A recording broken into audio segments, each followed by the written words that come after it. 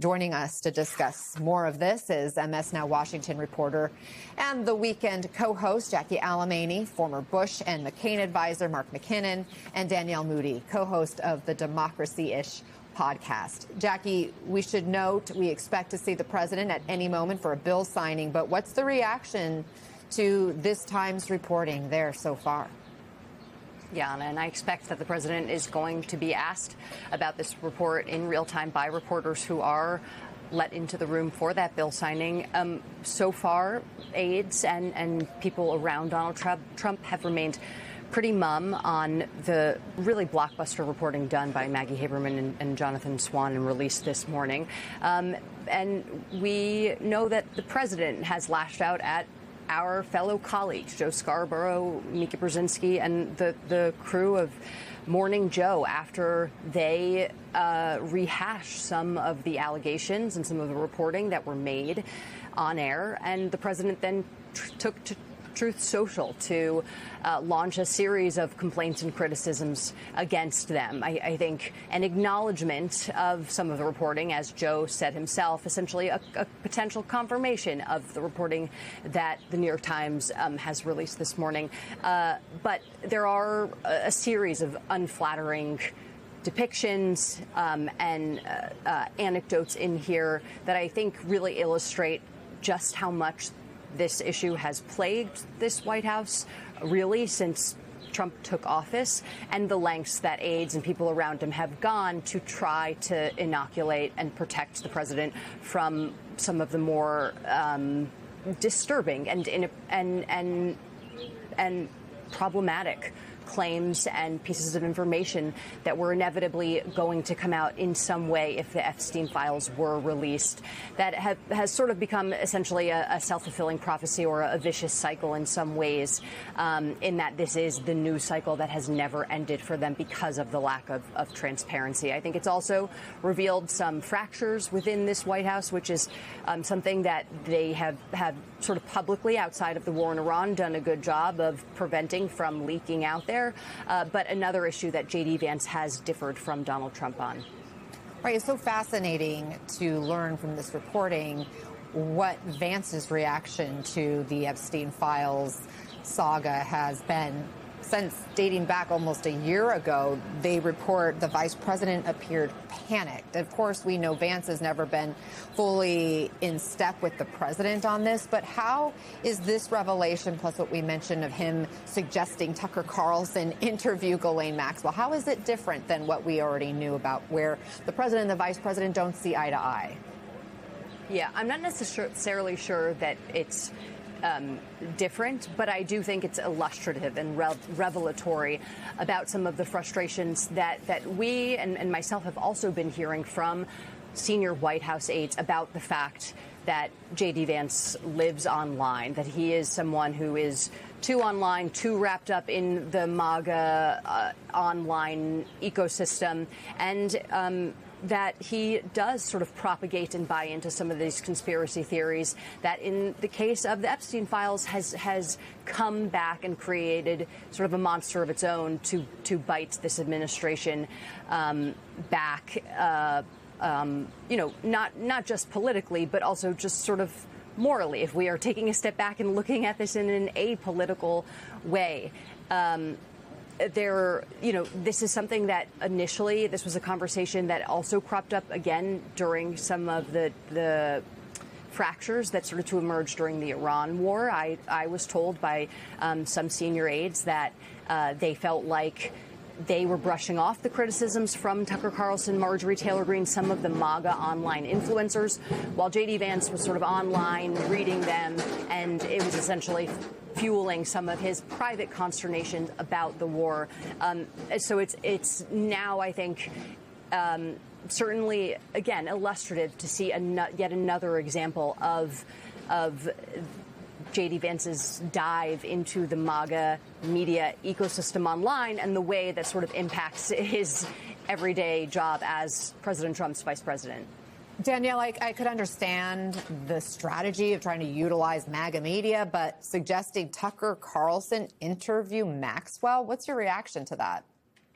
I mean, I think that it's incredibly shocking, but for me, what is most disturbing are the people that were in the Situation Room, and the way that Haberman and Swan started off their piece was stating what the Situation Room is actually used for, right? Like war and discussions of strategy around our foreign relations and domestic issues, et cetera. And the fact that so many of Donald Trump's top staff, cabinet members were in that Situation Room without him to discuss how to cater, right, how to create a PR package for the Epstein files is incredibly shocking. But the idea that you would get Tucker Carlson to sit down with Ghislaine Maxwell, and Tucker Carlson, who has been at odds with this White House on a number of issues, is really just, it's extraordinary. But to me, the most extraordinary part is how many people were involved in the spin, in the cover-up, and in the lie that this White House said that Donald Trump had nothing to do with the Epstein files. And yet, these are not the actions that are taken by innocent people. There's been just a drip, drip, drip of the Epstein files since the start of this administration. Mark, what's your big takeaway from what this says about the administration's apparent dysfunction and inability to handle a crisis? Well, you drip right into my metaphor that I was going to use. Mind meld. Because, I did comms for presidents and candidates most of my adult life. And, the maxim was always, when you have bad news, the best way to deal with it is to get it all out as quickly as possible and being transparent. And this is just the worst case possible. This is like they had a dam or a reservoir full of bad news. And rather than just break the dam and let it blow, they have, as you said, let it drip, drip, drip. So we've gotten news almost every day since the beginning that's bad news. And the cumulative effect is way worse than I project, suggest, than would have happened had they just let it all out at the beginning. But they're paying the consequences for it. And again, where will this story even end at this point? Among the people inside the Situation Room was Todd Blanche, then Deputy Attorney General. And I want to read a portion about his role in these White House discussions. Quote, as the president's former defense attorney, Blanche had a unique vantage point in the discussion. He was better equipped than anyone else in that room to weigh the ideas being discussed against Trump's personal and political interests. Blanche laid out what he saw as their best options. One option he mentioned was to petition the courts to release grand jury transcripts. Another was to have DOJ lawyers interview Maxwell, which, of course, we then saw Blanche do. What ended up happening, obviously, has come from that. How did it all work out for them, Danielle? I mean, I don't think that it worked out well. And here's something that I find really interesting. So in the article, right, they're discussing the fact that Todd Blanche, right, was offering up all of these options. And in them, pardoning her was on the table, right? Everyone pushed back, apparently. Well, some people in that room pushed back on a possible pardon because of what would happen if, in fact, she was pardoned, what would happen with their base. And they said that there should be no special treatment that is given to Ghislaine Maxwell because apparently they thought that she didn't really have any damning information on Donald Trump.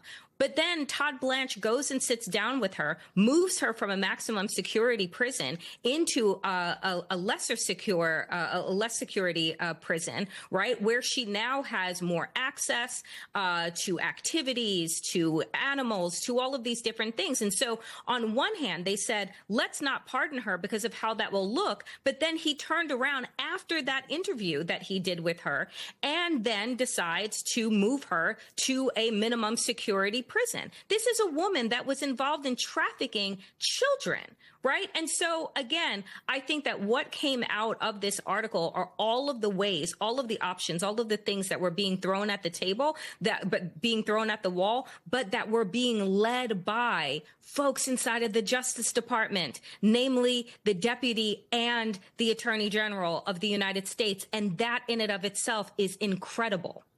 It does sound, according to this reporting, it sounds like Deputy Attorney General Todd Blanche was given a huge role in deciding what to do about the Epstein issue. And now the president has nominated him to be the Attorney General. Mark, what does it say about the power he wields inside this administration? Well, one of the things we know about Donald Trump is that he was very unhappy with his Attorney General from the first term, and that was something that he was going to change dramatically, so that he literally, and now he literally has his own personal attorney as the Attorney General, which is what he's always wanted. So, and I think the whole, and it's so problematic to have that person at the center of so much of what's going on with the Epstein files. I mean, the whole issue of his interview with Ghislaine Maxwell and then the transfer to a minimum security prison. I mean, that just, you talk about quacking like a duck, that quacks like a duck. I mean, it's a duck, folks. How could it not be more obvious what's going on there? So that just makes it more problematic for his confirmation. But at the end of the day, I don't think Trump cares, because what he wants is the guy who's going to stand by and protect him through anything. It's insulting our intelligence. Like, obviously the intelligence community is trying to cover it up. Obviously the Trump administration is trying to cover up. Something changed because they ran on this idea of exposing it all. I believe the country deserves transparency in these files. When you have this one hardcore line in the sand that everybody's been talking about forever, and then they're trying to gaslight you on that. How many of you are not satisfied with the results of the investigation?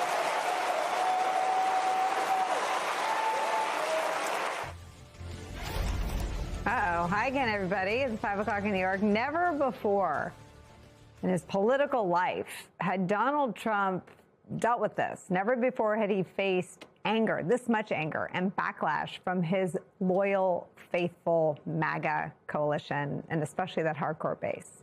Calls for the release of the Epstein files became the undeniable first riff, the original sin that will not and would not go away. And any attempt to quell the furor and the appetite of his core supporters only enraged them even more. In a breathtaking new piece of reporting published in New York Magazine, adopted from reporting for an upcoming book called Regime Change, journalists Maggie Haberman and Jonathan Swan reveal a White House rocked and completely thrown off by indecision and concern as they navigated what to do with the Epstein files. They write this, quote, "Behind the scenes, the Epstein crisis was paralyzing the Trump administration to a far greater extent than the public knew. In their public statements, Trump's advisors were full of bravado, dismissing the crisis. But in reality, it was consuming the highest ranks of the administration, as no issue had for the president's team since the Russia investigation in his first term. His aides were determined to keep their rising sense of panic out of public view.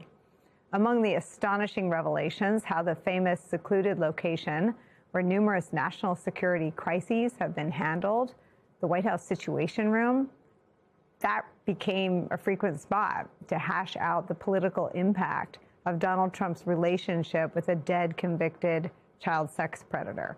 Quote, as the calls for transparency grew louder, the top ranks of the Trump administration spent even more time in the bunker. By now, the Situation Room itself had become inseparable from the crisis, a guarded space where Trump's inner circle worked to steer the president around a scandal that would soon taint or consume careers at the highest levels of business, science, and politics.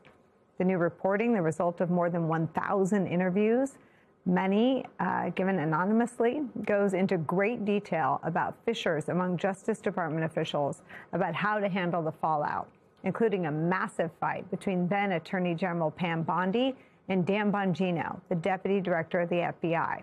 They write this, quote, the day the memo was released, Bongino showed up to a daily Justice Department meeting with the FBI staff and the Attorney General. He was in a volcanic mood.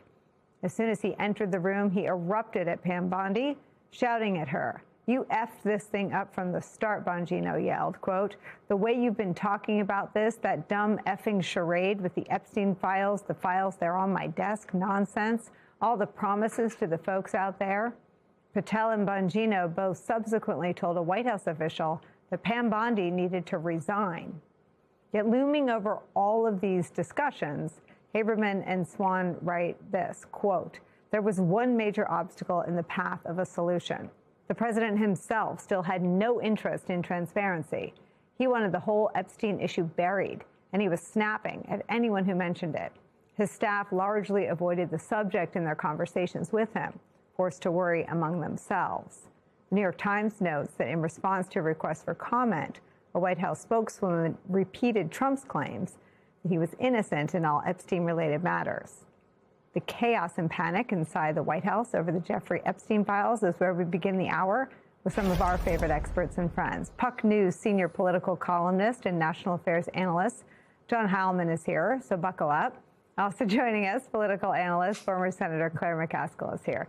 I should just say, Jonathan Swan and Maggie Haberman, two of the most prolific and well-sourced reporters in this area. This is from their new book, Regime Change.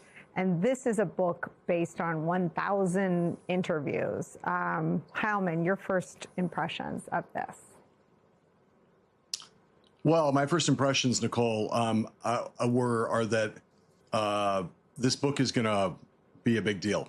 It's out in a couple weeks, and you'll recall I was on set with you the day when a piece was published that was not a direct excerpt from the book, but that was based in Maggie and Jonathan's incredibly well-sourced reporting about the run-up to the war in Iran. And we spent a fair amount of time talking about what an extraordinarily vivid picture they painted of all the participants in that debate and the role of Bibi Netanyahu and so on.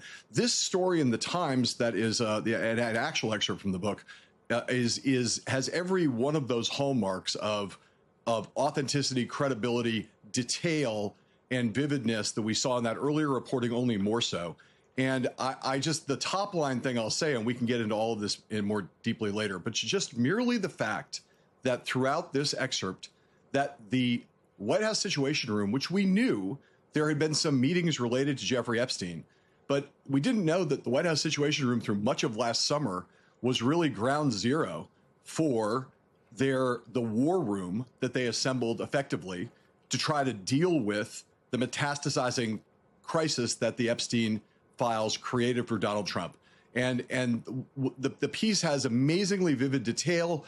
I mean, just, you know, the amount of dialogue quoted that I find very difficult to imagine that's going to be rebutted by anybody. Probably people will call, in the administration will call it fake news. But when you read it, it has that kind of novelistic detail that just rings of, especially with the credibility of these reporters, that rings of truth. And the picture that it paints of J.D. Vance and all of the players in Donald Trump's inner circle in this period, going into the Situation Room repeatedly to try to deal with this. I mean, I know you know what the hallowed ground the Situation Room is and what the Situation Room is normally used for. The idea that it was used primarily in this case as essentially a communications war room to deal with a strictly political crisis that had to do with the president of the United States and threatened his presidency is an amazing thing. And again, we'll talk, I'm sure, in this block about the details that are in it, but it is just mind-bending, and it does, in its largest sense, the story gives a lot of credibility to the notion that up until this moment, when the Epstein files became the major story that it became, Donald Trump was riding about as high as he had ever ridden in the White House. And this was the beginning of what turned out to be a year of unraveling for Donald Trump. And it paints a very, like I say, an extraordinarily vivid and damning picture, I would say, of the people around Donald Trump and some of the suggestions that they put out in those meetings for how to deal with it, almost none of which had anything to do with what was right, what did justice to the victims. It was all about, as everything else in this White House is, how to protect Donald Trump and limit the political fallout. Yeah, I mean, Claire, in terms of what was public facing to us, right, we saw Todd Blanche go sit with Ghislaine Maxwell. And I remember seeing Chris Christie on ABC News say it was unheard of for a deputy attorney general to do that and not take anyone and not release an audio. Well, the piece makes clear that none of the meetings in the sit room, and I have a theory about why they were in the sit room. I think they were hiding from Donald Trump. I think these were meetings that they needed to have without, I mean, a lot of their gathering seems to happen in the Oval, which has been described as Grand Central. But you've got to go down a really skinny set of stairs or an elevator, which is also pretty little. I think they were having these meetings down there probably earlier in the morning so that he wouldn't stumble into them. I want to read a little bit more from the piece, though, about J.D. Vance, Claire, who Heilemann mentioned. The vice president appeared panicked to others in the room. about the way the subject of Epstein was already dividing the MAGA coalition. Some senior officials have the impression that J.D. Vance had bought into the darkest theories about Epstein and a cabal of predators hidden within the country's ruling class. Susie Wiles would tell others that the VP had proved himself to be a major conspiracy theorist. Vance was privately pressing for the administration to release all the Epstein files, everything in DOJ's possession, even encouraging a congressional investigation. J.D. Vance had also floated to colleagues an extraordinary PR gambit that the White House enlist Tucker Carlson to interview Epstein's longtime girlfriend and co-conspirator Ghislaine Maxwell in prison. It might help the president if Maxwell was willing to state that Trump had not been part of any wrongdoing with Epstein. What's interesting is that J.D. Vance is right about what would happen politically, that there would be a congressional investigation, but he's wrong about what would happen with Maxwell. It's actually Todd Blanche, Trump's man on the inside, that would go sit down with Maxwell, and the interview was not broadcast or released publicly. And I guess we don't know all the reasons why not. We can guess. Claire? Well, yeah. Listen, the interesting thing about J.D. Vance here is there are two times that it has been very obvious, and it's even more obvious now with this reporting, that he really disagreed with the Trump administration's position. One is the release of the Epstein files, and two is the Iran war. And if you look at those two things, those are largely responsible for the erosion of Trump's numbers in his own party. It is those two things where he has dramatically gone back on campaign promises to, one, expose the Epstein files, and two, not get into wars. So J.D. Vance, his political instincts are correct here. Unfortunately, he has no power, and clearly the president doesn't respect his opinion because he's not listening. And yeah, they were in the sit room because they wanted to avoid Donald Trump. Who knew that the sit room was going to be the hallowed place where we talked about sex scandals that the president was afraid of coming out in public? And clearly there's only one reason this stuff hasn't been released. It's not, protecting the innocent. It's not him worrying about the victims. It is just Donald Trump. There is stuff in this file, and the article even references some of it. It's weird to be talking about nipples in the Deadline White House show, but they were talking about it in the sit room over Donald Trump's proclivity to have certain sexual activity with some of these girls. So this isn't going away. It will continue to be a deal. And now this book is going to open it up again, along with Gates testifying. We've still got other people in Epstein's orbit that are going to have to testify. And at the end of the day, they have done so much more damage. As always, the cover-up is always worse than the crime. In this case, I'm not sure. Halman, we had you pinned as the person who would bring up the nipple clip, but it was Claire. We begin with what many are calling a bombshell investigative report out of the New York Times detailing the long-running issues in the Epstein scandal, which caused an internal freakout at the Trump White House. This reporting is actually through the process that we've sometimes seen before, where journalists who work at an outlet on a daily sort of beat also work on longer form projects and books. And so the reporting is, we should mention, part of an upcoming book by several of the top sort of Trump White House reporters and D.C. reporters on the beat. And they, in this process, actually say they spoke to over 1,000 sources. So this is more than even just one or two big articles. This is drawing off of all of that, and it reports how the Trump White House officials and administration looked at the Epstein scandal as so serious that top officials, let's take this for the viewers in full so they can read it, top officials were gathering in the White House Situation Room. That is, of course, the secure bunker where classified high-stakes national security matters are discussed. For contrast, it's not a place where you deal with political domestic spin. It's where this historic moment occurred, where President Obama and Vice President Biden were tracking, along with the national security team, the ongoing operation to take out and kill Osama bin Laden. That was 2011. That's the Situation Room, at least when used by presidents who take it seriously. The Times, knowing the Trump officials used it to try to gain measure of control over a very different kind of crisis threatening to engulf the presidency. they continue to use the situation for those discussions. The Times reports that by summer 25, the Situation Room itself had become basically inseparable from the Epstein crisis. This is more than a matter of staging. It sort of tells you about the use, abuse, and misplaced priorities, according to critics, of how they dealt with the Epstein crisis.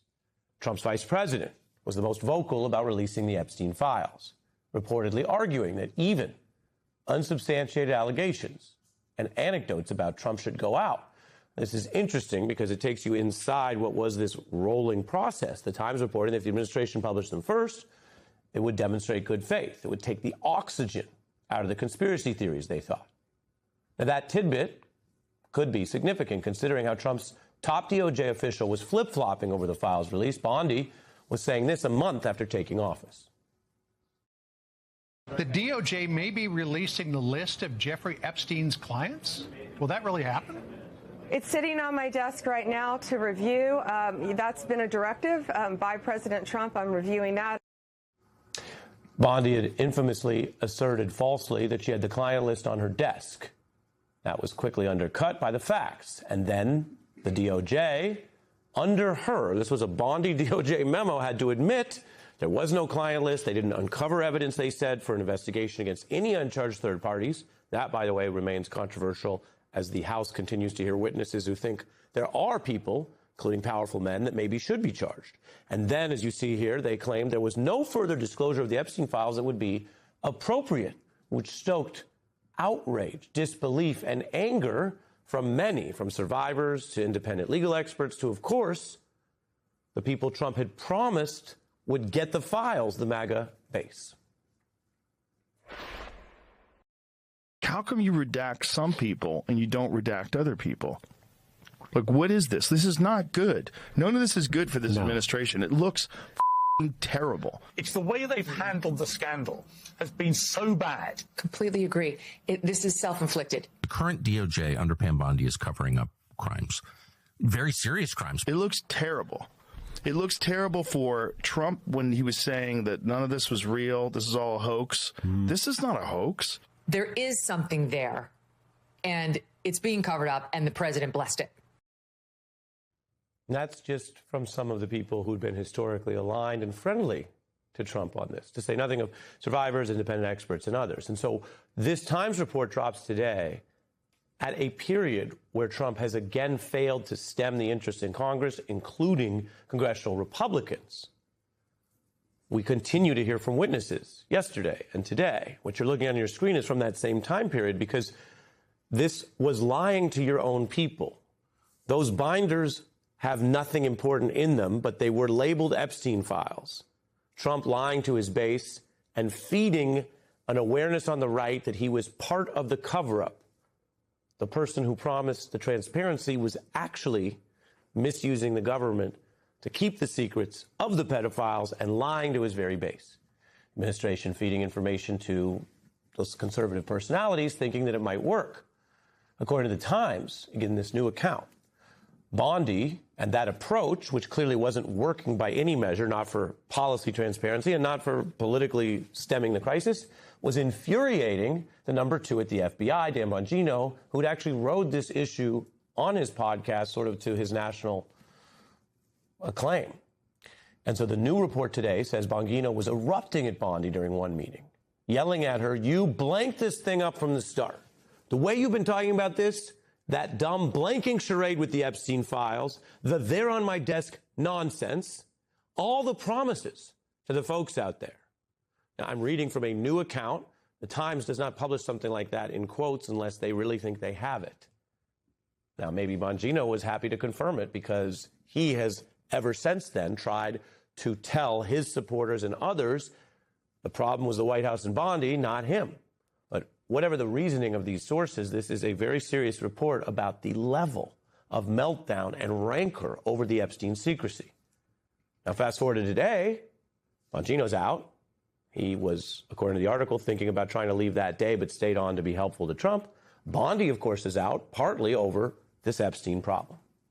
Bongino, of course, has gone back to where he makes more money and maybe finds a better life schedule. On his show, he said this about the files. I want to see the files, folks. I said, don't let it go. I meant it. We got elected. We looked at it. The file was not what was in there, was not what we thought would be in there. It's not going to satisfy many, and that's fine. But folks, I'm not going to spend the next 2 years talking about it. This administration got you the information. Not going to spend the next couple of years talking about it. You just spent the last couple of years talking about it. I'm only smiling at the political convenience of it, not, of course, the underlying seriousness. But that's the question. Who really cares about the seriousness of the issue and who just tried to use and abuse it? A White House spokesperson telling the Times Trump's claims that he was innocent in Epstein matters, that's long been the case, that they've always said that. President Trump, they say, has done more for Epstein's victims than anyone before him. Fact check, false. Now, I will tell you that prior administrations in both parties also failed transparency in the victims. That's according to what we've learned in our reporting, and we've heard many victims and their advocates say that. So if you're looking at this from a party standpoint, both parties have overseen DOJ and FBI during periods that have failed the victims. But the upside-down claim that this one was better is completely false and something that kind of a lot of people agree on. I mean, I just showed you Rogan, Tucker, Megyn, survivors, experts. Nobody thinks they've done a good job on this. As for those in Trump's corner, the Times reports that by late summer, it was apparent to the president's aides that the Epstein saga was not the same as the countless other crises they'd weathered to their great surprise and disquiet. Quote, Trump's old tricks of deflection and denial were not working. Didn't work then. Didn't work until today. And while Trump and Vance had hoped that when the stuff finally came out, even over Donald Trump's opposition, and when Congress made them release it, that by then it would be a bad news cycle and eventually go away. And yet here we are today discussing not only this exhaustive account from the Times, but the witnesses that have come forward yesterday, Epstein's longtime secretary, and today, Bill Gates, shows that Congress, even on a bipartisan basis, continues to pull the threads on this massive scandal. Right. So, and just to be clear, I mean, I'm on the opinion side. We're totally separate from the news side, but just so this is from what I've read. I mean, one of the things that jumped out to me is that they were actually talking about a pardon at one point for Ghislaine Maxwell, right? I mean, I think that I'm not sure if that conversation itself happened in the Situation Room, but we've been wondering how she ended up in this relatively cushy prison that she was not supposed to be eligible for. It doesn't exactly give us answers, but they were talking about kind of offering her some sort of incentive to give an interview that would take the heat off Donald Trump. And sure enough, she gave an interview that meant to take the heat off Donald Trump with Todd Blanche, and now she's in a much better place. The other thing that struck me is that these were very meticulously reconstructed conversations among a relatively small inner circle. And so they've all got to be looking at each other now, thinking, who can I trust, right? Like, who is going to repeat the details of this conversation? And I think that we can now see in retrospect, to your last point, that this was the beginning of a crack up in this coalition that is ongoing, and that has been exacerbated by this debacle in Iran. When reporters finally got a chance to ask questions, and one of them asked about the terrible inflation number that came out this morning, showing the highest inflation rate of Donald Trump's presidency, Donald Trump's first lie was to say, I love it. Those are his exact first words. I love it. His second lie was the numbers were glitched. Donald Trump trying to tell you that every number the government issues is wrong, whether it's a vote count in Los Angeles or an inflation number that he doesn't like. But he instantly abandoned his lie about the inflation number was glitched, whatever that was supposed to mean. And then he said these exact words. You know what I really love? I love the inflation. You know why? And then he rambled about his war in Iran, and he actually never answered the question about why he loves inflation. Mr. President, about the latest inflation number which came out this morning, could that be a negative? No, I love it. The numbers were great. You know what I really love? I love the inflation. You know why? Because as soon as this war is over, You know, I can say it now. Something you didn't know. Do you know we've been taking out millions of barrels of oil? Nobody knows it. You know who doesn't know about it? Iran, until right now. We took out the other night 22 ships, late at night with no lights, because they don't have any radar, because we blasted the crap out of it. And then he just kept going, and he completely forgot about the lie that he suggested he was going to answer, the I love the inflation. You know why? He forgot to answer the why question that he asked of himself. This is the sleazy real estate salesman's pitch at work. This is Donald Trump trying to sell an apartment in the 1980s, and the potential buyer looks out the window and sees nothing but the brick wall of the building next door, and Donald Trump says, I love that there's no view. And then he goes on to tell the buyer about how much better it is for sleeping, that you'll never have any direct sunlight in this apartment, waking you up all the time. The lying salesman junk that desperate, fast-talking liars like Donald Trump traffic in so nervously as he did today. Donald Trump saying today he loves inflation. He loves every price going up. He likes everything being more expensive. He loves that. He wants everything to be more expensive for everyone out there who voted for him to make everything less expensive. The stock market was already having a bad day. And then when Donald Trump said, I love inflation, the stock market got much worse. 79-year-old Donald Trump, who is days away from being 80-year-old Donald Trump, gets lost in his own lies now, much more than he used to. And so when he says, I love the inflation, and then asks, you know why, he forgets the why. And so Republicans running for re-election are left with the burden of Donald Trump saying, I love inflation. And Democrats can show Donald Trump saying that on video in as many campaign commercials as they want. In a tense meeting in the Situation Room, where the White House can monitor every potential hotspot in the world, the Vice President of the United States said, this is a huge problem. It is the same Situation Room that has faced huge problems before, just as President John F. Kennedy did, facing down the Cuban Missile Crisis in the Situation Room in 1962, when the world came the closest it ever has to nuclear war. And that's what ranks as a huge problem in the Situation Room. The same place where Vice President Joe Biden sat with President Obama and other national security officials watching the successful mission President Obama authorized to apprehend or kill Osama bin Laden. But in Donald Trump's White House, the Situation Room has been disgracefully degraded to the place where they discuss the Epstein files. The scene is delivered in remarkable reporting, including over 1,000 interviews of people close to Donald Trump by New York Times reporters Maggie Haberman and Jonathan Swan, in an excerpt of their forthcoming book, printed in the New York Times today under the headline, Inside the White House Freakout Over the Epstein Files. The title of their book, that will be published in 2 weeks, is Regime Change Inside the Imperial Presidency of Donald Trump. It can be pre-ordered online now, as I have already done. When reached for comment, the White House did not respond to any specific details in the New York Times report. The Situation Room meeting described in the book happened 11 months ago, just 11 months ago, on July 17th of last summer.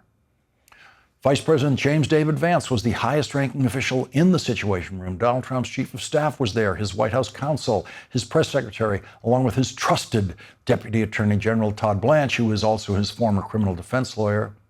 Attorney General Pamela Bondi and FBI Director Kashyap Patel joined the discussion by speakerphone. Maggie Haberman and Jonathan Swan, in their reporting in the New York Times today, write, the vice president appeared panicked to others in the room about the way the subject of Epstein was already dividing the MAGA coalition. He was privately pressing for the administration to release all the Epstein files, Vance had also floated to colleagues an extraordinary PR gambit that the White House enlist Tucker Carlson to interview Epstein's longtime girlfriend and co-conspirator Ghislaine Maxwell in prison. It might help the president if Maxwell was willing to state that Trump had not been part of any wrongdoing with Epstein. Vance told the group that he believed all the files should be released as soon as possible. He argued that Congress was going to force the release of the Epstein files eventually. When the White House counsel, David Warrington, said Ghislaine Maxwell could be given a pardon or have her sentence reduced, there were objections, not because it was the wrong thing to do, but because it, quote, would create a huge PR problem. So we now have detailed descriptions of discussions in the White House that mirror what we suspected they were doing in the White House a year ago. We speculated on this program a year ago about exactly what they were doing there, about the possibility of Donald Trump wanting to pardon Ghislaine Maxwell in exchange for Ghislaine Maxwell saying she never saw Donald Trump do anything wrong. In that meeting, in the Situation Room, Todd Blanche came up with the idea of asking federal judges in Florida and New York to unseal grand jury testimony in the Epstein-related cases, which everyone agreed was a good idea, especially when Todd Blanche predicted that the judges would refuse to release the grand jury transcripts. The Times reports if the courts refused to unseal them, as Blanche predicted, they could shift the blame for withholding the Epstein material away from the Trump administration and onto the judges, and all the better if the judges had been appointed by Democratic presidents. Blanche's suggestion would make it appear that the White House wanted the materials released when it was almost certain not to happen. Todd Blanche's alternative to J.D. Vance's idea about having Tucker Carlson interview Ghislaine Maxwell was for Todd Blanche himself to interview Ghislaine Maxwell, which is exactly what Todd Blanche then did. There is a dramatic account in the book excerpt of the Deputy Director of the FBI, Dan Bongino, clashing with the Attorney General Bondi and White House Chief of Staff Susie Wiles. Bongino showed up to a daily Justice Department meeting with the FBI staff and the Attorney General. He was in a volcanic mood. As soon as he entered the room, he erupted at Bondi, shouting at her, "You effed this thing up from the start." Bongino yelled, "The way you've been talking about this, that dumb effing charade with the Epstein files, the they're on my desk nonsense, all the promises to the folks out there." Patel and Bongino both subsequently told a White House official that Bondi needed to resign. 2 days later, on July 9th, the two men were summoned to a meeting with Wiles and Bondi in the Situation Room complex. They were the last to enter the small wood-paneled room. Seated around the table were Bondi, Wiles, Blanche, and Taylor Budowich, who one of Wiles' deputies. The moment Bongino sat down, Wiles told him that she had been informed he leaked a sensitive story about Epstein and Trump to ABC News. "I'll tell you what," Bongino replied, "I'll give you $100,000 cash right now. I'm not kidding. Walk out to West Exec, put that reporter on speaker, and get him to admit I leaked it. $100,000. Bongino's aggressive response to Wiles startled the others. She was the White House Chief of Staff, essentially a stand-in for the president. Wiles put Bongino on the spot. Going forward, she said, "We're all in. We're all going to agree to move forward. Are you in or not?" "No, I'm not," Bongino said. "This is not my plan. I'm not part of this going forward. Forget it. I'm out of here." He stormed out of the Situation Room, and he eventually resigned his position at the FBI. Maggie Haberman and Jonathan Swan report the relationships at the top of the Justice Department were by now beyond dysfunctional. At another July meeting in Wiles' office, Bongino and Patel told the chief of staff they suspected that Bondi had leaked negative stories about them. "Blondie effed this whole thing up," Bongino later told a confidant. "She was the one on TV saying over and over they had all this stuff. There was never anything. We were always clear about that. But now everyone thinks we did something wrong, and I gave up everything." Bongino complained that he had given up his high-rated show and millions of dollars, and now it's all disappeared because people think we screwed something up with Epstein. Bongino paused. This is going to be Donald Trump's Iran-Contra. The book includes Donald Trump's reaction to his supporters turning against him on the Epstein files. Trump told aides he was very unhappy with some of his most influential supporters, including Charlie Kirk, Tucker Carlson, Megyn Kelly, all of whom were publicly urging the administration to come clean. Kirk had held a Turning Point USA event the previous day that turned into an Epstein grievance fest, with one speaker after another bashing Bondi over her handling of the situation. Trump had called Kirk and scolded him. The book excerpt that appears in the New York Times ends this way. The Epstein crisis had exposed something that some of Trump's closest advisors spent months refusing to see.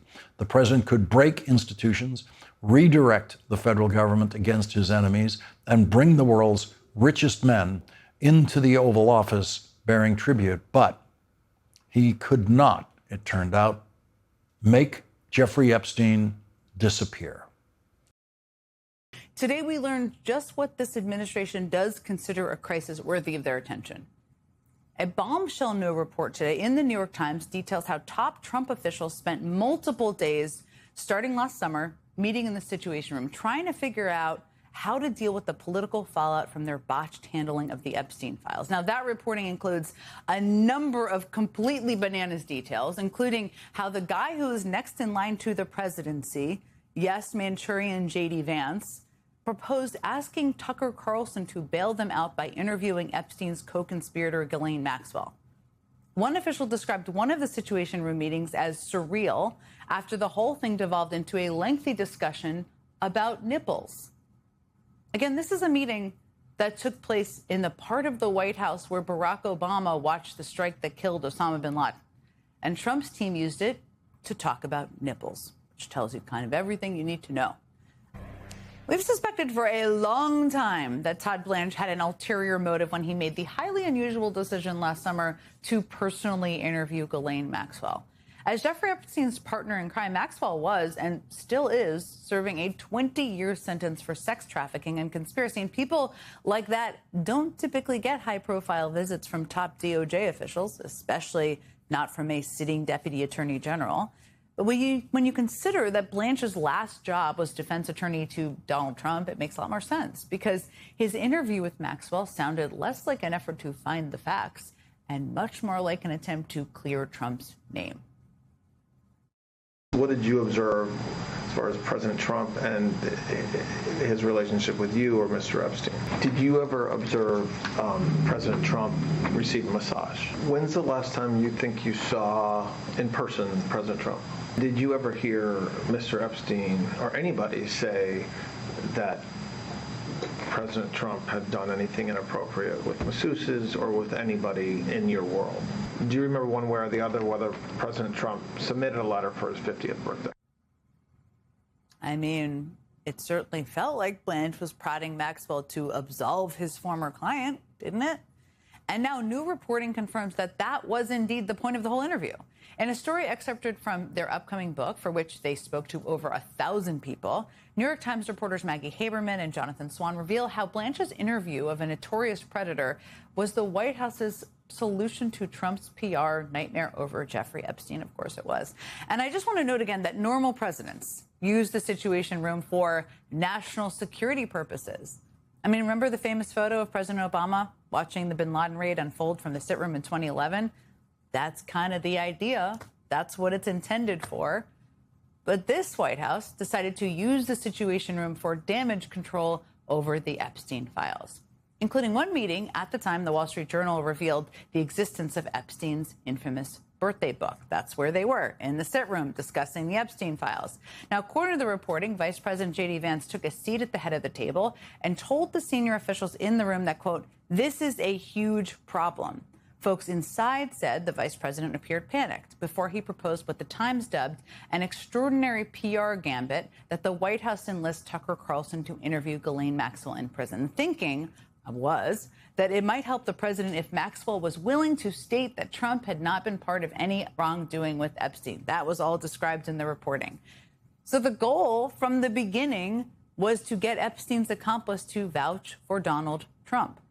And I'm sure everyone probably knew she would never implicate the guy who had the power to pardon her. Of course not. So all of that was problematic enough, even before Todd Blanche proposed his own twist on Vance's idea. Blanche's pitch was to have Justice Department lawyers question Maxwell and publicly release the transcript. Blanche even offered to, quote, interview Maxwell himself. What is also quite revealing is that from the earliest discussion of the idea, Blanche noted the potential for a quid pro quo. Now, according to the Times, Blanche raised the possibility that Maxwell's lawyer might expect something in return for her candor. Now, we don't know whether Maxwell's team actually asked for anything or if that point was discussed any further from the reporting to date. But what we do know is the timing was very freaking suspicious. I mean, Blanche sat down with Maxwell on July 24th and 25th of last year. Just 1 week later, on August 1st, the FBI confirmed Maxwell had been transferred to a minimum security prison in Texas. That's the one where a whistleblower told the House Judiciary Committee that Maxwell has since been able to enjoy things like customized meals and time with puppies. Now, I should note that the White House didn't respond to the substance of the article, but insisted that Trump has done more for Epstein's victims than anyone before him. Yet we still don't have justice for the survivors at all, and we may not even have all of the files. We don't. Now, I guess we might now have an explanation for the puppies, though, perhaps. Joining me now is Congressman Robert Garcia. He's the top Democrat on the House Oversight Committee. Okay, I just summarized part of Maggie Haberman and Jonathan Swann's reporting that is out today, an excerpt of their book. What did you make of it? I mean, honestly, it was a bombshell, and it was just really interesting to read. Look, a few things really stood out to me. One is it was the first time we really got an idea that Vice President Vance has actually been involved in the strategy around Epstein, providing ideas, giving directions, holding court in the Situation Room, which should never be used for these types of activities or conversations. We've been saying from day one that this is a White House cover-up, and now it's very clear that the vice president is a large part of that cover-up, that the White House Chief of Staff, Susan Wiles, is a part of that cover-up. And so the amount of questions that we now have, and certainly I hope all Republicans on the Oversight Committee can agree that we've got to talk to the vice president, because he's over here giving some crazy ideas about how to essentially protect President Trump. And it's clear that all of these senior admin officials, we're talking about the top of the Trump administration, they are now meeting in the Situation Room. We're not sure how often or how many times. And they're talking about how to protect Donald Trump from our Epstein investigation and to deny justice for these survivors. And so I think that stood out to me, and I think in a way that was shocking. And everything else that you mentioned, I mean, the suggestions, I mean, Tucker Carlson interviewing Ghislaine Maxwell, I mean, give me a break. This also confirms that the whole transfer, the whole idea about going to Ghislaine Maxwell was all about protecting Donald Trump. And so again, this has exposed so much more, and we're just beginning to dig in to what really is driving the administration and why they're protecting the president. I mean, I have so many questions like you do here. I want to talk about Blanche for a second, because Blanche alludes to the potential for a quid pro quo here, that Maxwell might ask for something, according to the reporting from this meeting. And then the timeline, which I just described, is quite eye-popping. I mean, it was a week. We all know that, between when she was interviewed and when she was transferred. What questions do you have? You've long had them for Blanche. I should ask more. What accountability should there be for Blanche? She's currently the nominee to be the Attorney General. I mean, this reporting has really opened up so much more information about the transfer to Ghislaine Maxwell, who was involved, who the central players were, why the transfer was actually presented. And look, it's clear that they've been talking about this transfer. I mean, they talk about the pardon. The admin officials are there talking about what the impact of a pardon could actually be. They're literally focused right now on protecting the president and using Ghislaine Maxwell as a way of protecting the president. Todd Blanche is clearly serving as the president's defense attorney, regardless of the job that he's in, and he's about to be sent to the Senate for confirmation. So Todd Blanche has an enormous amount to answer for. Pam Bondi, who just weeks ago said she had no idea why the transfer happened, she was not involved with the Epstein investigation. In this reporting, it appears that she's actually involved in some of these conversations. She's actually on the phone while others are in the Situation Room. And so I think this is beginning to unravel for the White House. And I will add that this reporting obviously paints a clear picture of this cover-up, but there's clearly so much more that we don't know. And I have to go back to the vice president. For the first time, we now know that the vice president has been involved in this cover-up and in trying to protect the president. So speaking with him, getting more information from Vance in particular, is going to be very important to our committee moving forward. How are you going to do that? Well, look, I think one is we've been building and continue to build enormous amounts of pressure for folks to come and speak to us. We're going to request to Comer and request to the vice president to come in front of our committee. We also intend to win the majority and get subpoena power and force people to come in front of our committee. Todd Blanche, for weeks and weeks, James Comer has said that he was not interested in bringing in Todd Blanche. We made that request weeks ago. Just today, James Comer flip-flops and now says that, yes, we should hear from Todd Blanche. So I'm glad now that Republicans choose to follow our lead. Todd Blanche is the first person that we should get in front of our committee. But now we need to also talk to Vice President Vance, the Chief of Staff, Susie Wiles, and so many others in the FBI, including Kash Patel. And so these are all folks that we now know, thanks to this reporting, have all been involved in this strategy in trying to protect Donald Trump and involved in this White House cover-up. Raises more questions than it answers, as always, but quite eye-popping reporting. Congressman Robert Garcia, thank you as always. Thank you.